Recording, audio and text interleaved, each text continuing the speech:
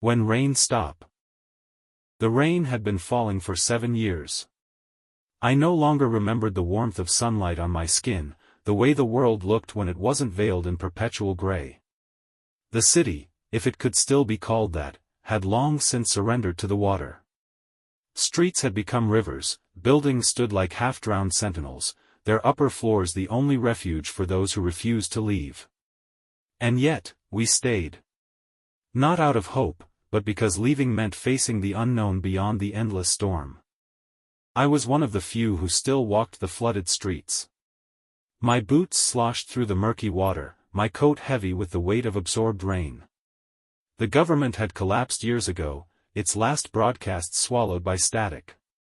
Now, only whispers remained, rumors passed between the hollow-eyed survivors who gathered in candlelit rooms. They spoke of a legend: when the rain finally stopped, something forgotten would return. No one knew what it meant. Some believed it was salvation, a divine intervention to end our suffering. Others feared it was a reckoning, punishment for sins no one could name. I didn't care. After 7 years of drowning, I just wanted to see the sky again. The last days of the storm. In the final months before the rain ceased, the city had grown quieter. Fewer voices echoed through the flooded avenues. Some had succumbed to illness, their bodies sinking beneath the dark waters. Others had simply vanished, whether by choice or by force, no one could say. The only sounds left were the endless patter of rain and the occasional creak of collapsing architecture. I kept moving. I had no destination, only the need to outpace the despair that clung to every waterlogged corner. My days were spent scavenging, rotted food from abandoned markets, fuel from submerged vehicles, anything that could be traded for a few more days of survival. The black market thrived in the drowned city, operating from the upper floors of half-sunken hotels and office buildings. The currency was no longer money but silence, secrets traded like coins, favors owed and collected in hushed tones. It was in one of these places that I first heard the whispers about the rain stopping. A woman with hollow cheeks and fever-bright eyes grabbed my wrist as I passed. "It's coming," she rasped. "The rain won't last forever." I pulled away, but her words stayed with me. The silence. Then, one evening, the impossible happened. The rain slowed.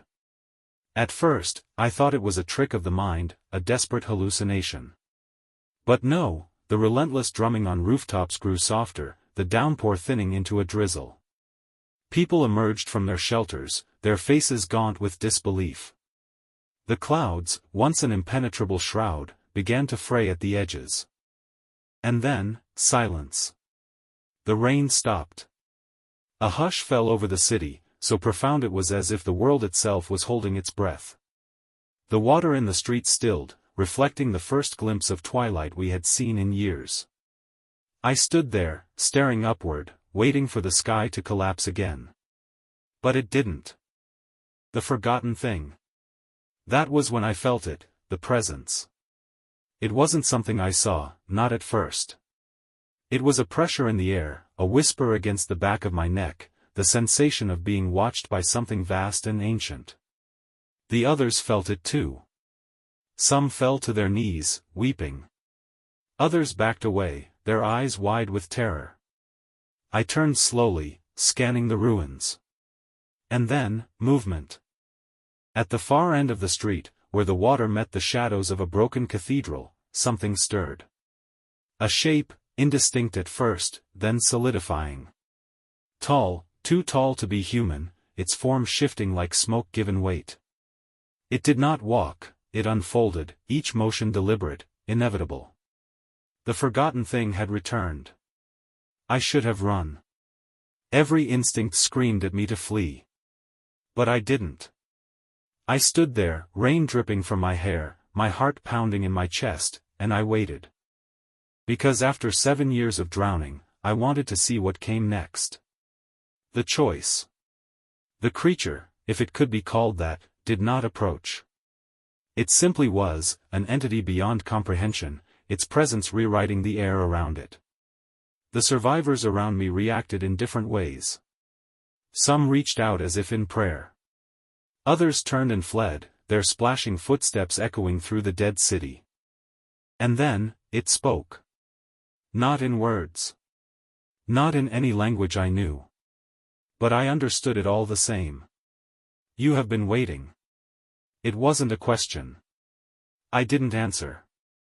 I didn't need to. The thing shifted again, its form rippling like disturbed water. Then, slowly, it extended something, an arm, a tendril, a shadow, toward me. I didn't move. The choice was mine. And for the first time in 7 years, the world held its breath. If you enjoyed this story, don't forget to like, subscribe, and turn on the notification bell so you won't miss the next one. Thanks for listening.